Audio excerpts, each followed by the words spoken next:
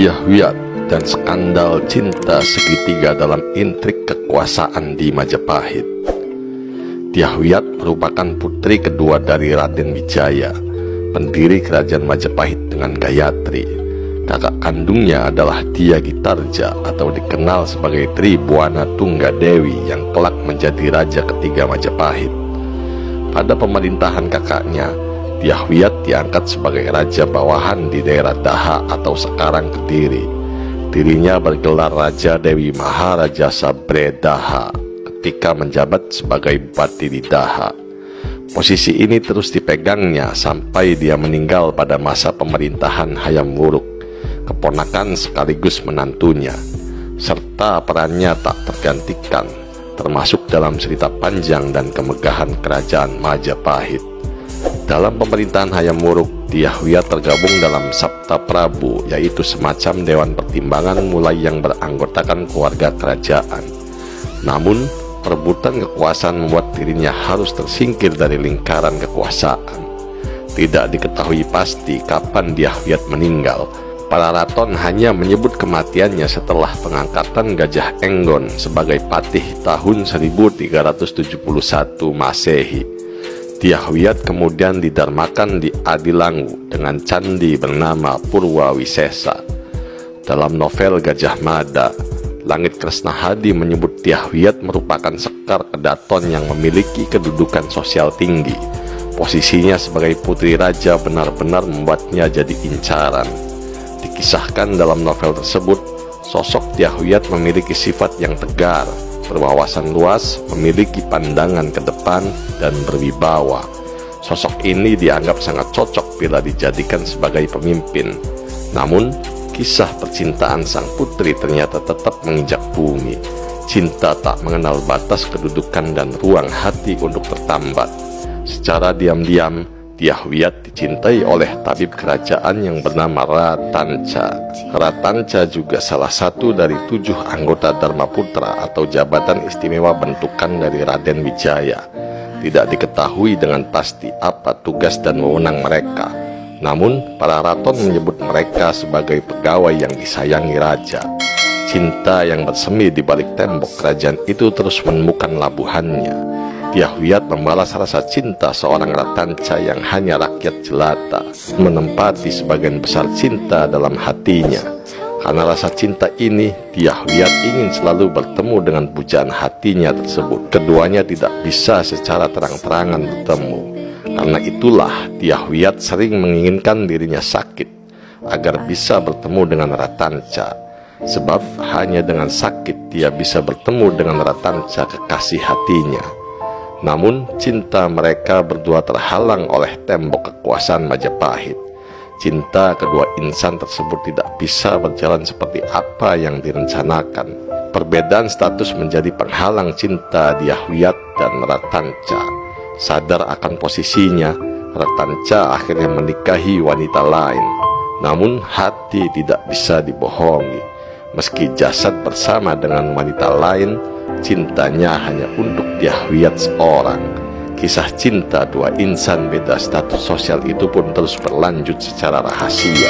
Ternyata kisah kasih itu telah menjadi rahasia umum di kalangan kerajaan Majapahit, bahkan sampai ke telinga istri Ratanca, yaitu Nyai Tanca. Dirinya bahkan menuduh Dyahwiyat yang menggoda suaminya.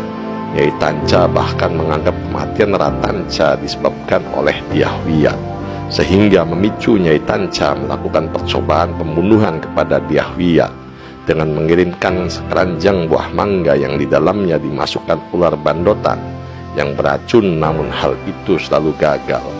Singkat cerita, setelah percintaannya dengan Ratanca kandas, Dyahwiyat dijodohkan dengan Raden Kudamerta Brewengker. Raden Kudamerta yang merupakan bangsawan dari Wengker melamar Dyahwiyat. Namun, pernikahan antara Raden Kudamerta dan Dyahwiyat tidak berlandaskan cinta. Ternyata Raden Kudamerta sebelum menikah dengan Dyahwiyat telah memiliki istri bernama Dyah Menur Hardiningsih dan memiliki seorang anak laki-laki. Disinilah terjadi cinta segitiga dalam lingkaran Majapahit. Sebelum pernikahannya dengan Dyahwiyat, Panji Wiradapa yang merupakan paman dari Raden Kudamerta menahan istrinya Dyah Menur. Hal ini dilakukan agar Raden Kudamerta bersedia menikah dengan Dyah Wiyat. Bila Dyah Wiyat menjadi ratu, maka otomatis Raden Kudamerta akan menjadi seorang raja. Jika Kudamerta menjadi orang nomor 1 di Majapahit, maka kemungkinan besar Panji Wiradapa menjadi orang nomor 2, yaitu Mahapatih, akan terwujud. Di sisi lain, Dyah Wiyat yang kisah cintanya kepada Ratanca gagal karena status sosial, kini harus menerima perjodohan dengan suami wanita lain. Sementara itu, nasib Dyah Menur lebih malang. Dia harus menyingkir karena Raden Kudamerta mengaku belum memiliki istri. Karena cinta terlarang ini, Gajah Mada merasa kekhawatiran akan kestabilan kekuasaan terah murni Raden Wijaya. Karena Raden Kudamerta dan Dyah Menur memiliki seorang anak laki-laki, tentu saja ini akan mempengaruhi peralihan kekuasaan di masa yang akan datang. Selain itu, berarti Raden Kudamerta akan menempatkan Dyah Wiyat sebagai istri kedua, sebuah kesalahan yang sangat fatal. Karena itulah Bayangkara, pasukan elit kerajaan Majapahit, akhirnya berusaha membebaskan Dyah Menur. Setelah diselamatkan, Gajah Mada kemudian menyembunyikan Dyah Menur dan bayinya. Dyah Menur yang sangat ingin bertemu dengan suaminya akhirnya diselundupkan ke dalam istana. Dirinya menyamar menjadi Sekar Tanjung yang menjadi dayang kesayangan Dyah Wiyat, hal yang menjadi beban bagi seorang Raden Kudamerta. Gajah Mada dan pasukannya satu persatu berhasil menggagalkan rencana makar yang dilakukan paman dari Kudamerta. Satu persatu dari para pengkhianat kerajaan ini dikirim ke pengadilan kerajaan.